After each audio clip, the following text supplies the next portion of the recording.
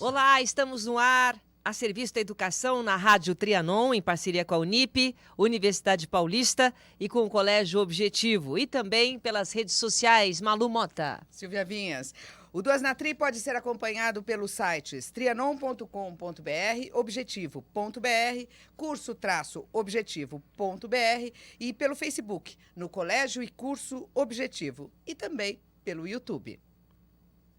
No ano de 1945, às 8h15 de uma manhã ensolarada, em 6 de agosto, a explosão da bomba atômica Little Boy sobre Hiroshima resultou na morte imediata de 70 mil pessoas, 200 mil até dezembro do mesmo ano. Foram duas bombas. Às 11h02 do dia 9 de agosto, a bomba atômica Fat Man provocou a morte, num piscar de olhos, na cidade de Nagasaki, de 50 mil pessoas. E onde morreram de 70 a 80 mil pessoas até o fim de 1945. A Segunda Guerra Mundial, que durou entre 1939 e 1945, é, de forma consensual, o acontecimento mais catastrófico e impactante da história humana.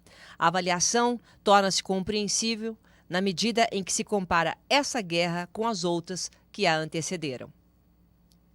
Proporcionalmente, o número de mortos e o potencial de destruição das armas que nela foram empregadas são largamente superiores a quaisquer outros. 75 anos de Hiroshima e Nagasaki é o tema do programa de hoje. Nossos especialistas analisam uma das épocas mais impactantes da humanidade. Olha, por mais incrível que pareça, apresentaremos aqui no programa de hoje os lados positivos e negativos das consequências vividas, os avanços da tecnologia pós-guerra e o olhar do planeta em relação ao futuro nuclear. Fique ligado, o Duas na Tri está só começando. E o nosso compromisso é com a educação. Até já! –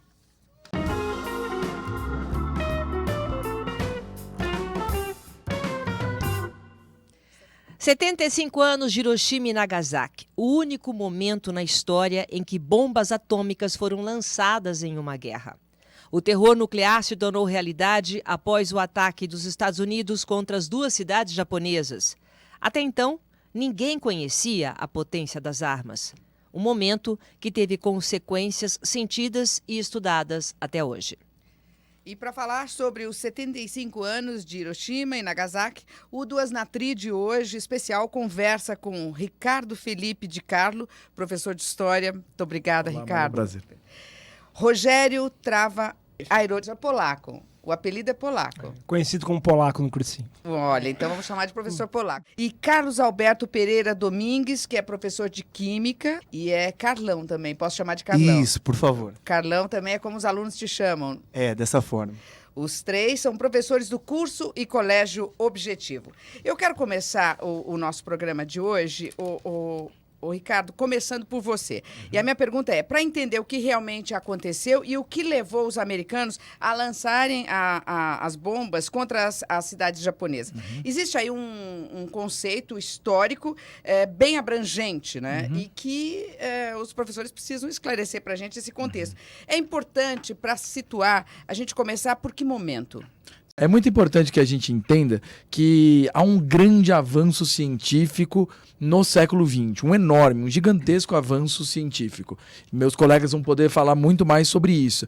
Na história, a gente classifica esse período, a crença num otimismo, numa ciência desenfreada, como Belle Époque. Esse período é classificado assim porque o ser humano acreditava que as máquinas, a ciência e o progresso seriam capazes de gerar uma paz e prosperidade eterna. Quer dizer que quando fala Belle Époque, eu sempre imaginava Belle Époque a partir da imagem. Belle Époque no Bela sentido época. de vestimentas, Sim, sim. de, né, do glamour da coisa. Final das contas, a Belle Époque justamente é pela parte tecnológica? Pelo avanço tecnológico? Você tem um avanço na arte inegável. A Belle Époque traz uma ciência que se desenvolve pela arte. Então você tem símbolos, por exemplo, do que o homem pode fazer com o ferro e com o aço, que é a Torre Eiffel. Ela é feita para comemorar transformando em arte, isso, entendi. os 100 anos da Revolução Francesa. Então ela é feita para uma feira de exposição universal do saber em Paris, 1889. Qual era a ideia da exposição universal do saber ali? Que todos os cientistas do mundo pudessem levar seus inventos, seus avanços, o seu progresso a ser conhecido ali. Então, por que a torre foi feita? Para demonstrar o quanto o progresso humano poderia ser nítido a todos. Então, dali legal. você está falando de um período em que você tem a bicicleta que aparece, o automóvel que aparece no motor a combustão. Essa é a Belle Époque. Isso, nós estamos falando dos irmãos Lumière inventando o cinema. Nós estamos falando também, e não menos importante, algo que acho incrível também nesse cenário, nós estamos falando de cientistas preocupados em trazer avanços para o homem em todas as áreas que nós podemos pensar, inclusive na saúde. E vai de 1800 até... Então, a segunda revolução industrial, que é a revolução que gerou o combustível utilizado agora com petróleo, o motor a combustão e também, não menos importante, né, nesse cenário, a eletricidade, é mais ou menos da segunda metade do século XIX. Então, o que a gente está falando aí de Belle Époque? Mais ou menos de 1870 até a Primeira Guerra Mundial, porque aí vai ser um choque. O ser humano que estava desenvolvendo a ciência, a tecnologia pela paz e pelo progresso, vai ver uma destruição nunca antes vista. Uma guerra de proporção gigantesca. Que é um resultado justamente desses avanços que vão ser utilizados para a destruição e não para a paz e para o progresso. E é nesse contexto que surge um jovem teórico cientista que revoluciona o mundo, que é Albert Einstein. Que por trás de toda a história que a gente vai contar hoje, está a figura de Einstein. Com a teoria da relatividade, uma grande implicação no final da teoria da relatividade é a equivalência massa-energia. É aquela equação famosa, E igual a mc². Tá? Einstein não tinha naquele momento a noção qual era a aplicação daquilo, quais as implicações onde aquilo ia dar. Era quase uma ficção científica falar que massa poderia virar energia. Mas caso se encontrasse algum meio, seria uma maneira revolucionária para a época gerar energia a partir disso. E aí começa uma ciência nova, tá? O que a gente chama de física moderna. A também física nessa época. Tudo nessa época. É Bohr, Einstein, Fermi. Um grupo de cientistas que surgiu nessa época. Tá. E aí, dentro desse contexto, até no final do século XIX, a radioatividade também vem a ser corroborada por essa descoberta de Einstein, ou a aplicação da famosa equação dele também se aplica a um novo segmento que estava sendo descoberto à época. Então, no final do século XIX, ali com Becquerel, Marie Curie e Pierre Curie, estudando alguns compostos através de fenômenos de luz, que é o que chamou a atenção, ou pelo menos é o chamariz ali do início das investigações. Então, Becquerel, Marie Curie e Pierre Curie vão descobrir uma nova manifestação energética, ou até então desconhecida, que vai dar origem ali à radioatividade. E é a partir dessa descoberta da radioatividade e o estudo aprofundado sobre a radioatividade é que 30, 40, 50, 60 anos depois vem culminar na produção das bombas nucleares. Quer dizer, começou aí com Einstein. Começa em Einstein, precisamente em 1905. E aí, nesse efervescência cultural, científica, vai se descobrindo então evidências de como isso ocorre na natureza e como que o homem pode utilizar isso. E aí passa para o primeiro período, que é a Primeira Guerra Mundial, e é no período de pós a Primeira Guerra Mundial que começa então um estudo sobre a fissão nuclear. Que o que nós queremos chegar é falar sobre bomba, né? Infelizmente. Mas a ideia da bomba é a ideia de pegar átomos grandes e quebrar em átomos menores e liberar uma energia absurda. Quer dizer, nós estamos falando aí num pulo de 60 anos, né? Dentre a Belle Époque até até a primeira junção bomba dá um pouquinho menos, que vai de 1905, assim, vamos dizer, se a gente pegar de Einstein, 1905 até a bomba 45, são exatamente 40 anos. 40 anos. Mas se a gente levar em consideração a descoberta da radioatividade, que é o que vai dar origem, então nós temos um pouco mais, que é ali no 1889, 1890. Que é essa conta que a Silvia fez.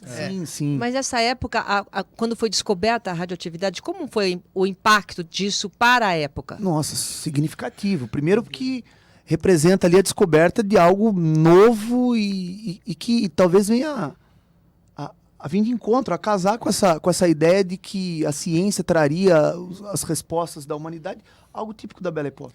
Algo interessante até o nome do raio-x, né? Quando foi descoberto o raio-x, por que raio-x? Porque não sabia o que era, né? Daí, como você tem uma incógnita, se chama de X. Simples. Raio-x. Simples assim. Simples assim. O nosso famoso X aí na Nosso matemática. X da matemática. Só que, diferentemente que no raio-x, já se tinha uma utilidade, que era poder ver o corpo por dentro. Foi uma das descobertas em ciência que mais rápido trouxe retorno à sociedade. Em menos de um ano, as pessoas já estavam fazendo radiografia já em hospital, né? Foi uma coisa extremamente um ciclo muito curto.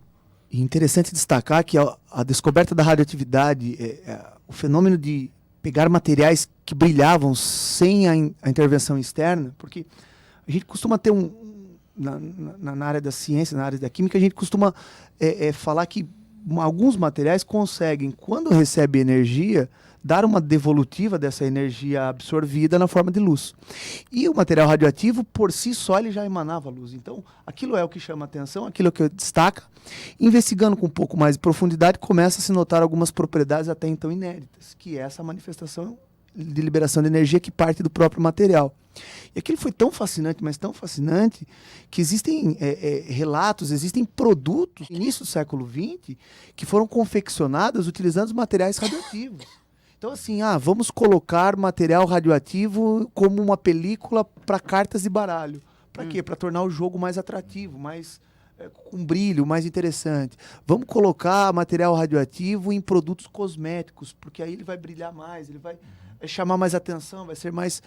então, colocaram em tudo, iam colocando em tudo, experimentando em tudo. Mas por quê? Porque até então, como era algo muito novo, chamava muita atenção, mas conhecia-se muito pouco.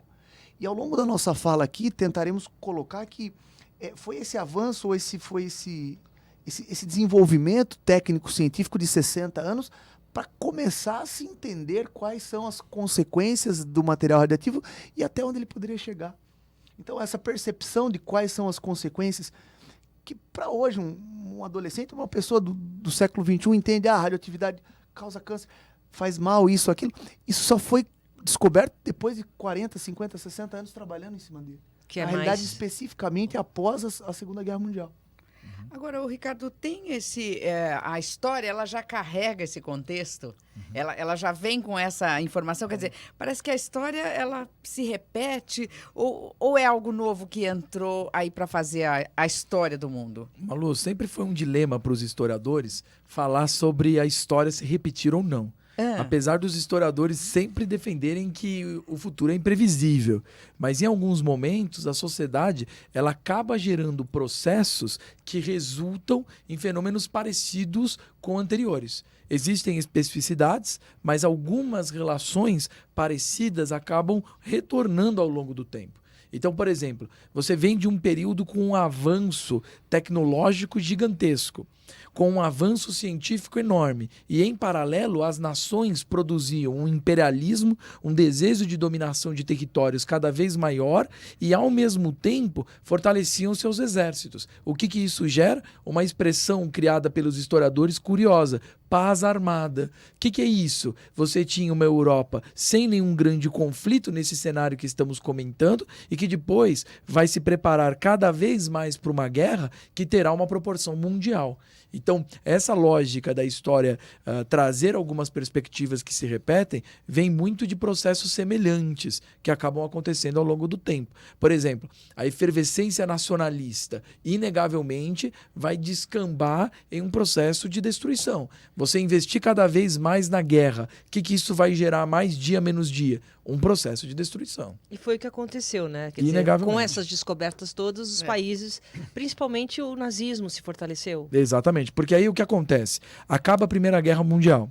Você tem um processo de destruição gigantesco, nunca antes visto. Da crença na paz e na prosperidade, a humanidade passa a viver um período de pessimismo, de descrença e de destruição. O que acontece? A Alemanha, que se mostrou muito forte durante a guerra, é culpada pelo confronto. O Tratado de Versalhes vai querer imprimir sobre eles, conduzidos pela França e pela Inglaterra, uma humilhação. E aí o que isso faz brotar? Um sentimento de revanchismo alemão muito forte. Esse movimento de revanchismo alemão é conduzido pelo nazismo. O movimento do partido nazista vai conseguir aglutinar, por exemplo, a ideia de que a Alemanha não foi derrotada. Se você vê a Primeira Guerra Mundial, a Alemanha, quando decidiu sair da guerra, não tinha nenhum dos seus territórios invadido. Qual era a perspectiva deles? Teremos uma paz que vai contemplar os dois lados. Não foi nada disso que foi visto. Então aí o que você está permitindo estabelecer? Ideias radicais, ultra-radicais como os nazistas. Eles vão, a partir daí, criar uma ideologia que existe o mal dentro de nós, que esse mal precisa ser extirpado em busca de uma supremacia alemã. E a partir daí, inclusive, para o assunto ciência que estamos comentando, Hitler e o partido nazista sabiam muito bem a importância da ciência, do avanço técnico, científico, tecnológico para promover a guerra. Porque sabiam que eles iriam para uma revanche. Hitler faz questão de estabelecer essa revanche em tempo oportuno. Será que o Einstein se arrependeu? Bem, assim, antes tem que deixar bem claro que a teoria da relatividade não implica na bomba em si. Teve um caminho muito longo. Paralelo a todo esse contexto histórico, a ciência ainda estava se desenvolvendo. Na década de 20, que assim, uma coisa é você descobrir a radioatividade. Então tem elementos naturais que emitem radiação. Outra coisa é fazer isso de maneira artificial e acelerar isso, que é o que nós chamamos de fissão nuclear. Pegar átomos e provocar a quebra. Que é o caminho para a bomba atômica. É o caminho para você liberar energia. Seja fazer uma bomba ou fazer uma usina para gerar energia. Então, e aí tem uma outra ideia ainda que é importante. É a chamada reação em cadeia. Uma coisa é provocar essa reação e outra coisa é fazer essa reação se tornar sustentável, que se mantenha essa reação. Então, se tinha dois questionamentos na década de 20 será que a gente consegue fazer isso de maneira artificial? Ou só os elementos fazem isso naturalmente? Então, será que o homem consegue fazer a fissão nuclear? E segundo, será que a gente consegue acelerar esse processo numa reação em cadeia? Eram perguntas que a ciência estava buscando na década de 20. E a primeira vez que tem uma resposta para isso é em 1931, tá? Que se consegue fazer uma reação em cadeia em laboratório. Em um laboratório de qual país? Lá na Alemanha. A mesma Alemanha onde estava com a ascensão lá nazista. Tá? Tanto que os principais cientistas nucleares na década de 30, todos eles tinham uma ascendência alemã. Então imagina o poder disso, né? Aliás, todos que curtem muito física e tal, tem em um nome que é um tremendo, o próprio Einstein, e uma outra segunda referência, o Heisenberg, né? Agora, Malu, eu tenho que te falar que o Einstein, quando ele tinha noção da possibilidade de surgir uma bomba, ou seja, de você conseguir fazer essa reação em cadeia e isso gerar uma energia muito grande, o que ele vai fazer? Ele vai escrever para o presidente americano. Essa é a famosa carta de Einstein. Ou seja, eu acho que ele percebeu que o que ele havia descoberto poderia ser usado para o mal, para um processo de destruição como o nazismo queria em última instância. Então, a partir daí, ele escreve para o presidente americano falando, olha, você precisa entender que existe a possibilidade de um programa nazista produzir algo que nunca vimos. Mas aí o Einstein já estava nos Estados Unidos? Talvez acho que tem uma questão de se talvez contextualizar um pouquinho, é que assim, uma coisa é o início da década de 30, e aí Einstein começa a ficar um tanto horrorizado mesmo, mas assim, começa a Segunda Guerra Mundial. Quando começa a Segunda Guerra Mundial, e começa lá na Europa, onde estava toda essa efervescência pelo controle ou a tentativa de se fazer essa fissão nuclear, vários cientistas alemães acabam fugindo lá da Alemanha. Tá. Isso que eu ia falar ali. Porque o Einstein... Einstein já estava já nos Estados Unidos. Mas ele Tá. já tinha fugido por causa Não, do... na verdade, já existia essa época o nazismo, ou assim, não? o Einstein já era perseguido antes. Porque ele é judeu, né? Ele era judeu, ele tinha uma visão, talvez, globalista. Então, quando o nazismo sobe ao poder na Alemanha, ele já não estava mais... Já foi embora. Foi embora. Mas quando começa a guerra, você tinha muitos cientistas nucleares trabalhando em pesquisa. E aí se começa um projeto alemão para se desenvolver realmente um dispositivo, chamavam de dispositivo. Era tentar fazer uma bomba baseado em fissão nuclear, o que nós chamamos hoje de bomba atômica. Certo. Então essa ideia começou na Alemanha. Começa lá na Alemanha. E quando começa essa ideia, vários cientistas alemães fogem de lá. Entre eles, um que trabalhava lá, que era um judeu húngaro, que é Leo Wieslert. Sabe a pronúncia melhor? Eu não manjo húngaro. Não. Leo, se eu não me engano, Leo é Wieslert. Ele foge para... engraçado, trágico, ele foge para a França é invadida, ele vai para a Inglaterra, começa a bombardear a Inglaterra, ele vai parar lá nos Estados Unidos. E o Wieslert já tinha conversado já com Einstein, e é ele que leva a ideia para Einstein, olha, a Alemanha está tentando fazer lá uma bomba. E começa todo o movimento, e é muito interessante, o movimento entre a comunidade científica. A ideia é de que os aliados teriam que pesquisar, então, isso. E aí o grande mote era, temos que fazer a bomba antes que os alemães a tenham. Que é aí que o Einstein tenta avisar Roosevelt. E aí é nesse contexto que surge a carta de Einstein. E é até interessante que a carta de Einstein não é escrita por Einstein. Foi escrita por quem? Por Leo Wieslert, que eu era o que mais conhecia sobre bomba que estava fora lá da Alemanha. Mas o Einstein era mais famosinho. Só que qual é a sacada? Mais famosinho. Exatamente. E qual é a sacada do Wieslert? É justamente essa. Poxa, embora eu sei, quem tem reputação mundial é o meu amigo Einstein. E ele conversa com Einstein para que Einstein então assinasse essa carta. E falando sobre essa possibilidade de fazer a bomba. Avisando o governo americano. E é muito interessante essa carta, se pegar um trecho dela, para se ter noção o quão não tinham noção o que poderia ser essa bomba. Porque na carta, o Wieslert escreve, fala assim, que pode ser feita uma bomba, provavelmente carregado por um navio, que achava que a bomba seria muito grande, que pode conseguir destruir provavelmente um porto inteiro e parte de um porto. Eles não tinham noção, né? Não tinham noção. E é grande, Polaco? Agora, curiosidade, nunca vi. Não, grande. As bombas, o primeiro artefato tinha um pouco mais de 100 quilogramas. É um pouco maior que uma pessoa. Mas para ver assim, hoje a gente sabe o resultado dessa história. Não precisava ser carregado por um navio, e sim por um avião. E não ia destruir o porto e a vizinhança. Se destrói uma cidade inteira.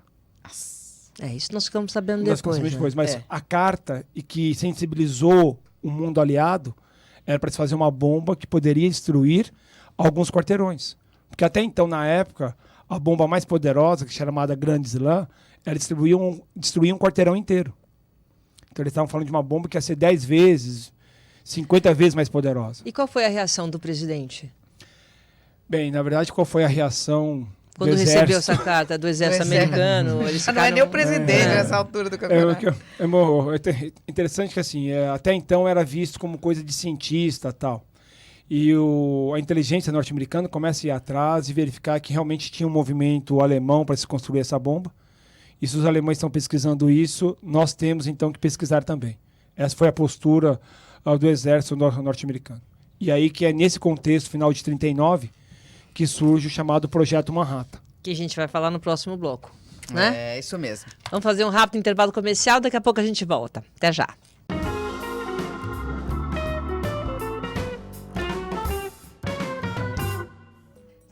Estamos de volta hoje com esse programa especial e nós terminamos o bloco anterior falando do Projeto Manhattan, né? Que é um programa de pesquisa e desenvolvimento que produziu as primeiras bombas atômicas durante a Segunda Guerra Mundial, liderado pelos Estados Unidos com o apoio do Reino Unido e Canadá. Polaco, eu queria pegar a deixa do bloco anterior e que você falava desse projeto. Na verdade, onde separa a química e a física? Ou a física e a química?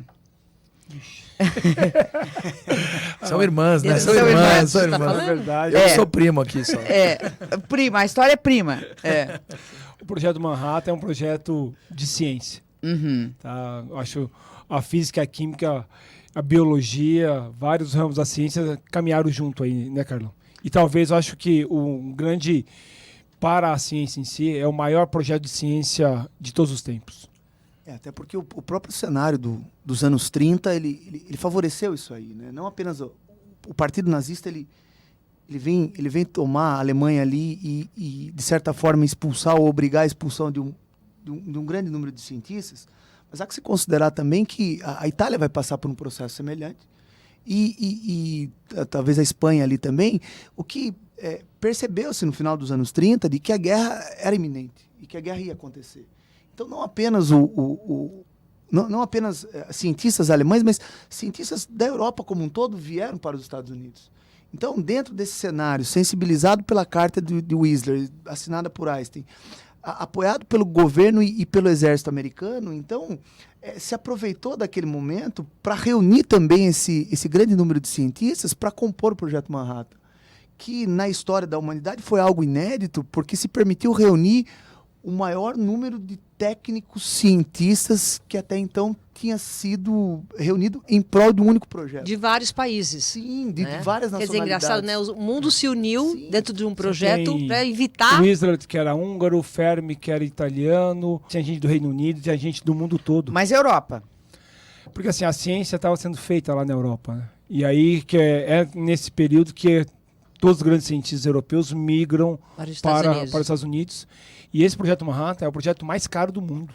Agora, Nunca se gastou tanto dinheiro em ciência. Mas por que todos eles, quer dizer, isso foi uma união dos cientistas de vários países contra o nazismo? Então vamos todos para os Estados Unidos para lutar contra a Europa? Não entendi. Vale lembrar também que já vivia ali aquela... O Ricardo vai falar muito melhor, mas já havia aquela crise do capitalismo e socialismo, né? Em que, de certa forma, a União Soviética tinha ali talvez um controle e tal pro lado oriental. Então, talvez, por que os Estados Unidos? Porque nós estamos falando do lado ocidental da... Então, eles se uniram e foram todos embora para os Estados Unidos. E talvez assim, eu acho que teve também todo um trabalho do governo norte-americano em convidar ou trazer todas essas pessoas que eram pessoas diferenciadas. Então foi ao contrário. Então, os Estados Unidos chamou. Assim, eu talvez As possibilidades, digamos assim, de pesquisa e avanço estavam sobretudo nos Estados Unidos. E não na União Soviética? Não, porque nesse cenário você tem que entender o seguinte: você tem no final da Primeira Guerra Mundial, a maior potência no mundo é os Estados Unidos, disparado. A economia americana está muito forte. A economia europeia está se reerguendo. E a economia... Da Primeira Guerra. Da Primeira Guerra. Certo. E a União Soviética só vai surgir em 22, depois de uma Primeira Guerra destruída. Muito destruída. E aí, logo depois que ela surgiu, você tem a morte do Lenin, você tem a disputa de poder do Stalin e do Trotsky, e aí você tem o Stalin, quando ele assume, criando um governo extremamente totalitário, tentando gerar um progresso econômico. Tanto é que, de início, nas vésperas da Segunda Guerra Mundial, o Stalin está preocupado em manter a União Soviética fora de uma guerra. Tanto é que ele assina o acordo de não agressão com a Alemanha, o Ribbentrop-Molotov. Qual a intenção do Stalin? Ficar fora de uma guerra europeia o máximo que ele puder, para tentar promover um avanço econômico, para desenvolver a nação e só assim poder rivalizar com os outros, entendeu? Então, na Segunda Guerra, por exemplo, não dá para a gente dizer que a União Soviética tinha o mesmo desenvolvimento econômico da Alemanha. Em grande medida, mais da metade dos mortos da Segunda Guerra são soviéticos. Os soviéticos vão vencer os nazistas na Europa, sobretudo com força, tem tecnologia, tecnologia, mas sobretudo com um número e um contingente de guerra gigantesco, entende? Mas com pessoas. Isso. Não com não é um tecnologia. recurso de tecnologia. Agora, os Estados Unidos, para os cientistas, inegavelmente, era um espaço de dinheiro, de capital e, a partir do momento de desenvolvimento do governo, de liberdade. Agora, o que significa isso? Quando a gente fala do projeto Manhattan, a gente tem que entender que é um projeto de uma dimensão gigantesca. A gente está falando do maior projeto científico da história.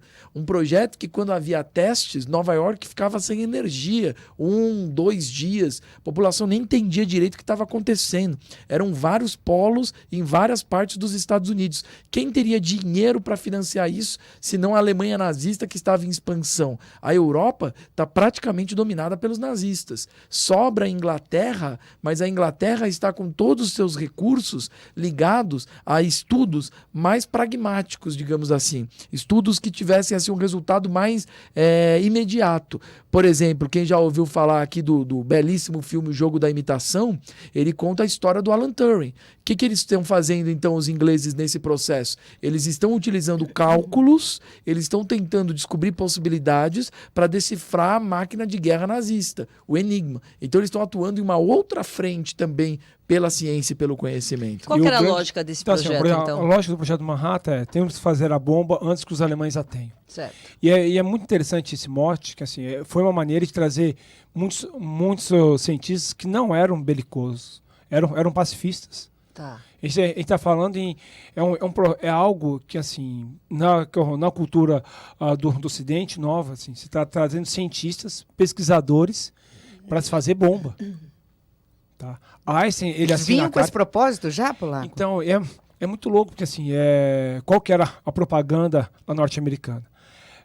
Ou nós fazemos a bomba antes que os alemães a façam, porque se os alemães fizerem, eles ganham a guerra. Uhum. E esse era o grande motivador, por isso que Fermi vem para a América para trabalhar nesse projeto, por isso que o Wizard, por isso que até Einstein assina essa carta. E mesmo que, embora Einstein não trabalhe diretamente no projeto Manhattan, mas quem assina a carta inicial para começar esse projeto é Einstein. Assim, é todo um movimento no meio científico para se fazer uma bomba. E ao fim dela, mais de 10 mil pessoas diretamente ou indiretamente desse projeto, mas cabe destacar que eram poucos os que sabiam o projeto na sua totalidade. Anos mais tarde... No escuro, eles não sabiam nem o que estavam fazendo. Atuando em várias frentes, digamos Eram assim. 11 polos diferentes. E aí, cada polo tinha uma finalidade, uma determinação. Por exemplo, um polo vai ser responsável pela extração do urânio. Para quê? Ninguém falava para quê. Você precisa purificar. Naquela época, tudo misterioso. É importante destacar que, após o uso das bombas, anos mais tarde, um cientista que também participou do projeto e que vai dar continuidade a esse projeto com a bomba de hidrogênio, um cientista chamado Teller, ele tem um relato dele que ele diz que se pegasse o número de mortos causados por conta da bomba e dividissem pelo número de cientistas que sabiam do projeto como um todo, cada cientista ali era responsável pela morte de 200 a 300 pessoas. Verdade. Nossa, Por quê? verdade. Porque ainda que houvesse uma grande mão de obra técnico-científica ali, poucos sabiam do projeto na sua totalidade. Ô, Carlão, agora por que se fala? Por que essas duas cidades? Por que Hiroshima e Nagasaki? E por que duas bombas? Foram bombas diferentes ou foi a mesma bomba? Bom, foram bombas Tipo de bomba, né? Que eu quero tipo de dizer. bombas diferenciadas. E cabe colocar que, em um primeiro momento, o alvo não era o Japão. O alvo inicial era a Alemanha. Mas que, como a bomba só ficou pronto após a Alemanha desistir da guerra, após a Alemanha abandonar a guerra, e porque o Japão ainda estava na frente de batalha no Pacífico, então o Japão passou a também ser um destino dessas bombas. Por que duas bombas? Porque eram duas tecnologias. Voltando um pouco na fala do primeiro bloco, no final do século XIX descobre-se a radioatividade com Marie Curie, Pierre Curie e Becquerel. Becquerel era o grande nome à época e pouco depois ele abandona as pesquisas em radioatividade e quem dá continuidade é Marie Curie, que desenvolve todo o seu trabalho, descobre-se lá uma série de novas descobertas dentro do ramo desses materiais radioativos, descobre 2 novos elementos. E ela que vai dar lá a continuidade lá sobre esses estudos. Nos anos 30, ela teve 2 filhas nos anos 30. Uma filha dela também vai, tal como a mãe, vai ganhar um prêmio Nobel pela descoberta da radioatividade artificial, que é pegar um material que não é radioativo e torná-lo radioativo, portanto, um material factível para a construção da bomba. Durante o desenvolvimento do projeto Manhattan, pensava-se sobre a construção de uma bomba a partir de urânio. Só que dentro da química a gente chama, quando um elemento químico tem massa diferenciada, a gente chama de isótopo.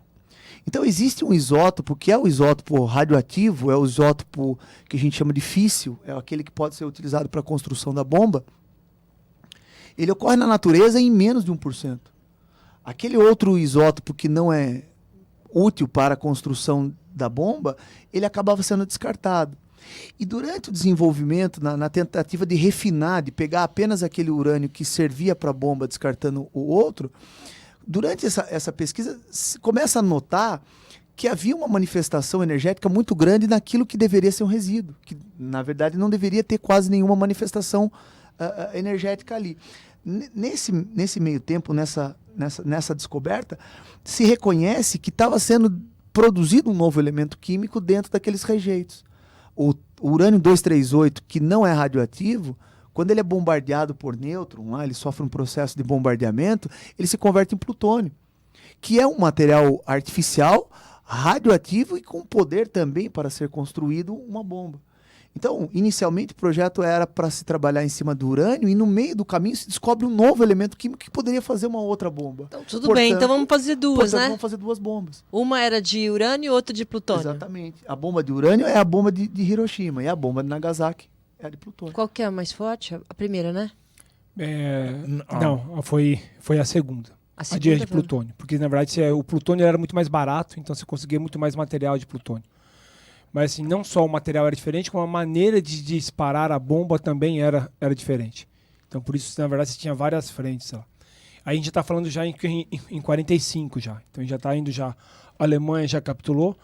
E aí, só para fechar aquele assunto de cientista trabalhando no projeto militar. Eu queria terminar, porque o momento chegaram depois ao projeto Trinity, né? Então, deu essa pulada a gente acabou aí. já dando Andou uma pulada. pouquinho.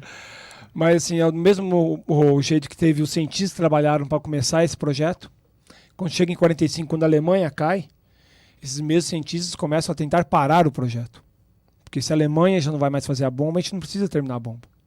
Para qual projeto daí? O projeto Manhattan. Em 45, quase que o projeto Manhattan se para porque, poxa, não tem mais necessidade da bomba. Porque eles ficaram sabendo que os alemães não iam fazer. Na verdade, os alemães já tinham sido derrotados. A Alemanha estava sendo cercada num processo de vários meses. Não foi muito rápido o recuo da Alemanha. A Alemanha dominou praticamente toda a Europa, tirando a Inglaterra, o Reino Unido e o lado soviético num primeiro momento, depois eles atacam uma boa parte do lado soviético, quando eles quebram um acordo, e aí o que você tem? Você tem uma reconquista, que é um processo longo, mas que em 45 era evidente. Você tinha uma Europa atacando em várias frentes, que cada vez mais você tem os aliados em volta da Alemanha. Então o projeto está cada vez mais perto. Agora, é inegável destacar que os americanos, eles estão trazendo cientistas do mundo todo, eles estão criando várias frentes no projeto Manhattan, mas eles são Estados Unidos da América. Sabe o que significa isso? Não. Que eles querem mostrar a sua força para o mundo. Tá. Então, por exemplo, quem vai gerenciar esse projeto? Um físico americano. Oppenheimer, que era o maior cientista norte-americano. Ele que é o chefe do projeto. Eles colocam, lógico, os Estados Unidos colocam um chefe americano. É um projeto científico, mas é um projeto ao mesmo tempo militar. Então o que acontece? Quando você está chegando em abril, a Alemanha está praticamente derrotada. O Hitler se suicida no finalzinho de abril. E em maio, a Alemanha desiste da guerra, logo depois que o Hitler se suicidou. E aí o que acontece? Não tem a bomba ainda. Não tem a Trinity. Não tem a bomba, ela não está pronta. E aí é o momento... Mas não precisa ter também mais? Então, será que não? Porque o Japão continua. E aí que entra Oppenheimer, que atua fortemente para se manter esse projeto. Ele é o cara que mantém o projeto, que fala que nós temos que terminar o projeto. Mas aí deixa de ser projeto Manhattan, já é projeto Trinity. Assim, Trinity, na verdade, Isso é o que eu não teste. entendi. Então, assim, o projeto Manhattan é o projeto como um todo. Ok. E a questão é fazer o dispositivo. O nome do dispositivo, o nome da bomba é Trinity. Tá bom. Então nós A primeira temos que testar, bomba da história, né? temos que ver se isso funciona. se isso funciona. E aí vem o teste Trinity, então. Que eles estão A fazendo. data do teste Trinity é muito interessante, que não é à toa, né? Assim, na verdade, não tinha 100% de certeza se seria possível testar a bomba. Era uma bomba de plutônio. Por que o plutônio? Porque o Carlão falou que era muito mais abundante, muito mais barato. Então, o projeto Trinity já é um teste já de plutônio. Tá? E a data não poderia se esperar mais. Porque na Europa tinha um contexto histórico. Que aí o Ricardo vai falar melhor. Você está nas conferências finais de paz, mas aí você está ali no mês já com uma Alemanha rendida. E quem mostrou sua força, sobretudo, na vitória contra os nazistas? A União Soviética. Por quê? Então você tem porque a União Soviética são aqueles que mais conseguiram combater os nazistas com o seu exército. Por exemplo, a primeira derrota nazista na Europa é a Batalha de Stalingrado, que é com uma força gigantesca soviética, gigantesca. De pessoas, né? De pessoas, de esforço sobre-humano mesmo, num nível de controle absurdo. Você tem a batalha que fica mais em cima, que é a cidade de Leningrado, hoje São Petersburgo, em que a cidade é cercada por mais de ano. E o pessoal soviético não desiste de jeito nenhum. Eles não se rendem, né? Exatamente. Você tem as mulheres na guerra soviéticas lutando como as ocidentais não lutavam. Então você tem assim uma força gigantesca soviética demonstrando a capacidade do sistema comunista de lutar contra a opressão do mal absoluto, que Olha, todos que viam em fantástico. comum no nazismo. Então, o que acontece? Você vai para a conferência de Potsdam e aí o presidente Truman, que já havia substituído o Roosevelt, teria dito para o Stalin: nós temos uma nova arma contra o Japão, porque o Japão continua na guerra. E olha o que o Stalin teria respondido: eu sei. Ou seja, ele teria notícia desse projeto Manhattan, da bomba Trinity, entende? Então você já tem aqui uma lógica do que a gente vai chamar mais adiante de Guerra Fria. Certo. Então, o que os Estados Unidos faz, ele faz o teste antes desse tratado. Esse teste aconteceu. É o teste de Trinity. É o primeiro teste nuclear da história, conduzido pelos Estados Unidos em 1945, próximo do Novo México. A explosão foi considerada um marco na era atômica. Sim. Essa bomba gerou uma placa de vidro de 500 metros de diâmetro, de tanto que esquentou. Você achava que ia poder destruir alguns quarteirões e viu que o poder da bomba era 1000 vezes maior que qualquer bomba já construída até então. Então, se percebeu que a bomba iria destruir uma cidade inteira, ou até mais. Essa é a de plutônio, né? É. Tá. E tanto que Oppenheimer, que foi o cara... Eu estou especialista. Agora já está conhecendo Tanto tudo. que talvez, foi nesse momento, talvez Oppenheimer percebeu o que ele realmente tinha criado. Ele cita uma frase do livro sagrado indiano: agora me tornei a morte. Agora me tornei a morte. O Senhor dos Mundos. Quando ele percebe a Como ele força. percebe realmente qual é o poder dessa nova bomba. Porque não era uma bomba que simplesmente iria decidir a guerra. É uma bomba que acabava com a guerra. Acabava com todos.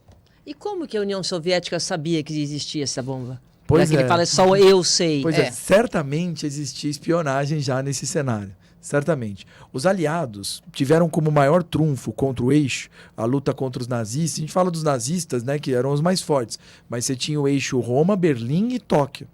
E o maior trunfo dos aliados foi saber lutar junto. Então houve várias conferências em que o Stalin foi conversar com o Roosevelt e o Churchill. O que a gente faz, como a gente faz, onde a gente vai agir, eles planejam o dia D. Então, tipo, a União faz a força. Isso contra o nazismo. Contra os nazistas. Quer dizer, o mundo contra o nazismo. porque assim, o que aconteceu? Você teve uma Europa praticamente dominada pelos nazistas, que em última instância diziam: a gente vai dominar o mundo. A gente vai dominar todos, a gente vai mostrar a nossa força. Então, assim, era inegável que você tinha no nazismo um poder que parecia ser ilimitado. Agora, quando a gente chega em 45 e o nazismo mostra uma força soviética de recuperação, os americanos querem mostrar sua força para o Japão. Só que o Japão não se rende. Então, o que acontece? Eles se renderam em maio, a Alemanha, e aí continua a guerra. Maio, junho, julho, até onde vai essa guerra no Japão? Os japoneses, eles lutavam com uma resistência gigantesca. Então, Tóquio, por exemplo, por que as bombas não foram lançadas em Tóquio? Tóquio é a capital. Tóquio era uma cidade essencialmente de madeira. Os americanos lançaram tanta bomba incendiária lá, num ataque de mais de 12 horas, que mataram mais de 200 mil pessoas carbonizadas. A guerra ela não trazia de modo algum o lado bom e o lado ruim. Então, o que acontece? Os americanos deixaram algumas cidades do Japão sem ataques. Dentre elas, Hiroshima e Nagasaki. Por quê? Porque existe a possibilidade de testar um dispositivo em pessoas que nunca foi testado na história. O que hoje a gente chama de bomba nuclear. Ô, Ricardo, por que tem guerra? Por que ele quer a guerra? Por que o mundo quer a guerra? Por que precisa da guerra? A guerra sempre foi um mecanismo de conquista e dominação. Quando a gente fala do mundo contemporâneo, para a gente não se estender muito, mas sobre as guerras mundiais, você tem na gênese, na formação desse processo, o desenvolvimento industrial. Então, o que isso significa? Você cresce demais o sistema produtivo e o que acontece do outro lado? Você precisa crescer mercado consumidor. Palavra-chave para o sistema capitalista é necessariamente mercado consumidor. Então, por que Estados Unidos e China disputam o mercado no mundo de hoje? Porque a produção é cada vez maior, sem mercado a economia vai degringolar. O Hitler chamava a expansão de mercado de espaço vital. Se eu não crescer, a Alemanha não será forte. Claro que em paralelo você tinha uma eugenia nazista. Nós vamos provar a superioridade racial dos arianos. Então, a lógica econômica se associava também a uma ideologia política que se estabelece a partir daí. Agora, em relação, só para a gente fechar esse bloco, a partir daí é que nós entramos no caso dessa guerra que continua entre Estados Unidos e Japão. Aí já é uma guerra isolada, é isso? Então, você tem uma guerra com uma proporção muito forte. Depois da derrota na Europa do nazismo, você tem a ajuda dos aliados também no Japão, só que a guerra no Japão, ela gerava uma quantidade de mortos gigantesca também. Os americanos estavam perdendo um contingente enorme e a sua população cada vez mais queria a paz. Então, sabe o que isso significa? Você tem 3 motivos centrais para as bombas de Hiroshima e Nagasaki. O primeiro, vamos acabar com a resistência do Japão. Segundo motivo, nós precisamos mostrar à nossa população o que é o Projeto Manhattan. E terceiro, nós vamos mostrar aos soviéticos no quintal, bem pertinho deles, o poder que nós temos, a força que o capitalismo produz. A principal guerra acabou e o Japão continuou por quê? O Japão continuou sozinho? Então, o Japão continua sem os seus antigos aliados, né, na formação do eixo, a Alemanha e também a Itália, porque no Japão havia um forte sentimento de garantir o expansionismo no Pacífico. Por que o Japão foi para a guerra? A mesma lógica. Nós temos um território pequeno, um sistema produtivo cada vez maior, nós precisamos se expandir pelo Pacífico. O Japão não imaginava que iria para uma guerra de proporção tão grande com os americanos. Eles achavam que iam promover o ataque em Pearl Harbor, promover ataques no Pacífico e eles conseguiriam negociar a paz. Para proteger ali o Pacífico, eles queriam ali. E o expansionismo deles, Uhum. os novos territórios que eles queriam garantir, como Coreia, Filipinas e parte da China e por aí vai. Eles querem a paz ou eles querem dinheiro? Inegavelmente, nesse cenário, garantir que o dinheiro seja contínuo, ou seja, produção com mercado, matéria-prima, exportação, que a economia gire cada vez mais. Então, essa lógica nossa de ver a guerra como inconcebível, de ver como um horror da guerra, não era visto nesse cenário. Inclusive, quando você fala do eixo na Segunda Guerra, Roma, Berlim e Tóquio, as 3 nações se sentiram inferiorizadas no pós-Primeira Guerra Mundial. Então, o que eles queriam mostrar em paralelo? A força de sua nação. O ideal de mover a nação para a glória. Então, isso gera guerra, inegavelmente. E quando foi a decisão, então, no caso, quando chegou esse ponto, o Japão, né, o ataque em Pearl Harbor, a decisão de escolher essas 2 cidades? Por quê? Poxa, tem todo um questionamento falar do ponto de vista militar que era assim, para se evitar baixas. A guerra no Pacífico era uma guerra que gerava muito baixas para o exército norte-americano. Então o argumento do exército norte-americano é esse. Tem um outro argumento que é quem viu o teste Trinity sabe Ficou assustado. ficou assustado. Tanto que Oppenheimer, a partir desse dia, ele se torna um pacifista. Porque ele não aguentou, né? O que ele viu. No dia do teste, ele sai de lá, ele vai para a capital falar: nós não podemos testar em pessoas. Olha. Nós temos que, se for fazer esse teste no Japão, vamos escolher uma ilha isolada. Uma ilha isolada. Ele até procura essa ilha, a ilha de Iwo Jima, que até tem um filme que fala sobre a Batalha de Iwo Jima, Cartas de Iwo Jima. Cartas de Iwo Jima, Que é verdade. lindérrimo. É lindo. Do Clint Eastwood. Isso mesmo. Então, no contexto, logo após essa batalha, é que Oppenheimer então propõe, já que essa ilha foi dominada e está vazia, vamos fazer o teste lá, vamos chamar para os soviéticos verem esse teste, vamos chamar para que os japoneses vejam esse teste. Só para ver o nosso poder, nós não queremos pra ver o matar nosso ninguém. poder, é. Tá. E aí? Oppenheimer é afastado do projeto Manhattan. Tá? Ele passa a ser perseguido. Que se perguntou lá, mas como que os soviéticos sabiam? Se tinha esses espiões soviéticos. Hoje tem um caso famoso, que é o caso o Rosenberg, não é isso? Que é tanto a mulher quanto o marido, eles eram pesquisadores, eles estavam no projeto Manhattan e passavam informações para o projeto russo. Eles Tá. foram enforcados Tá. lá nos Estados Unidos. E Tem aí? mais 3, era um total de 5 espiões no projeto Manhattan soviéticos.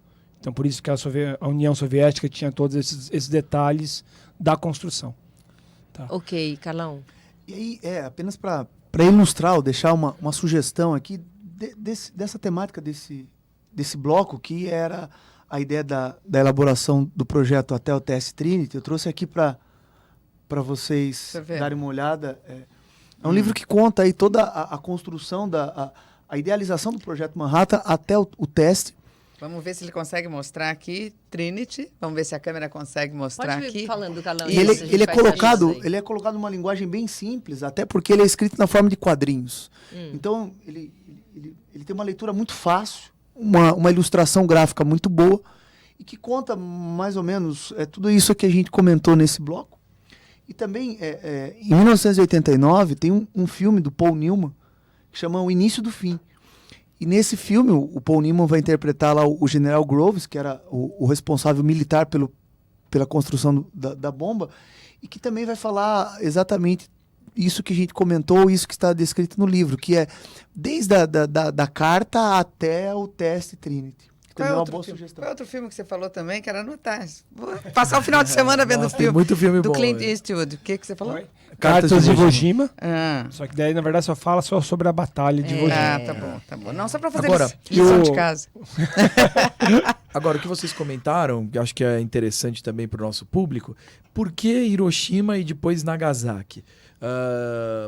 O que mais se argumenta nesse cenário, algumas cidades tinham ficado sem ataques, então o que você quer? Testar plenamente qual é a força.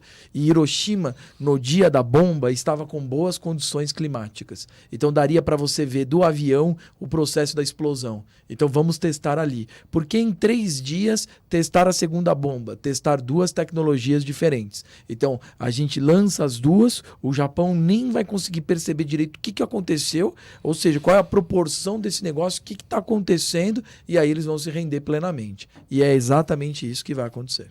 Muito bem, vamos fazer um rápido intervalo comercial, daqui a pouco a gente continua. 75 anos do lançamento das bombas em Hiroshima e Nagasaki, um parecer histórico aqui dos nossos especialistas. Voltamos já já.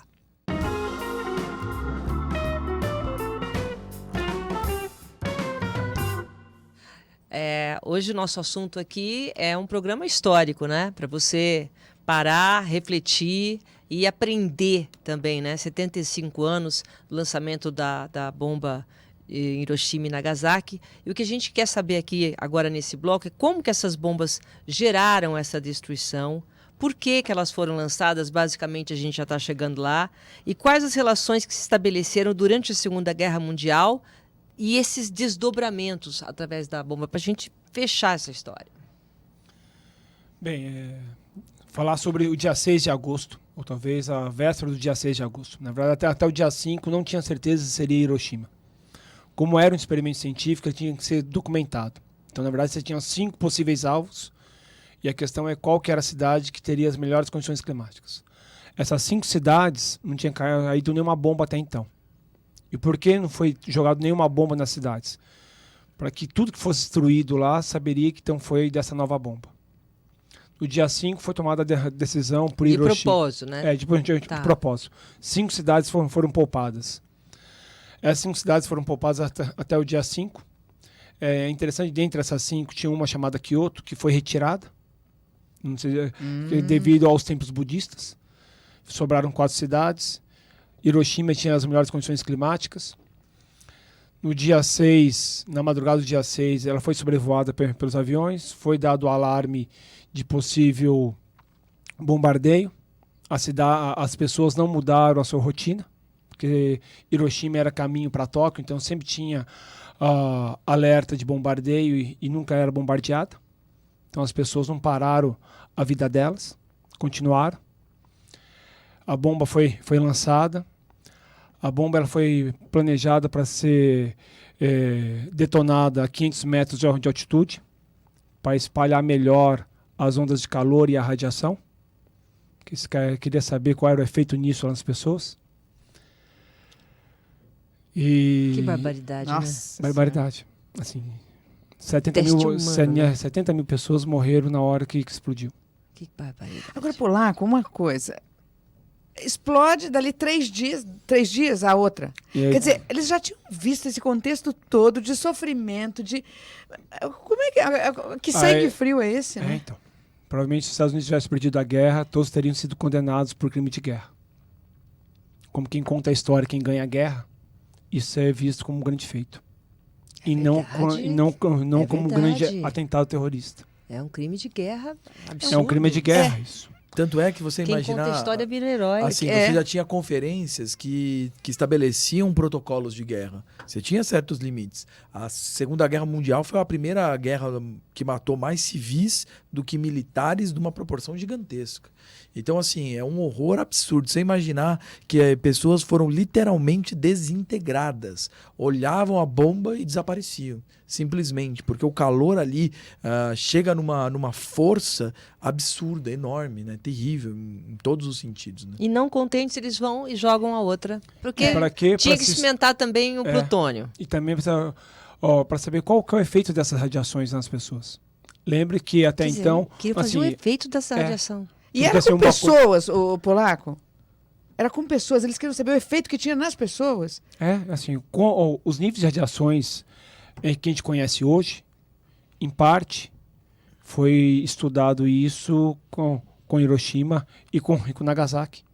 Os níveis de radiações aceitos na década de 20, na década de 30, foram totalmente revistos depois desses testes nessas 2 cidades.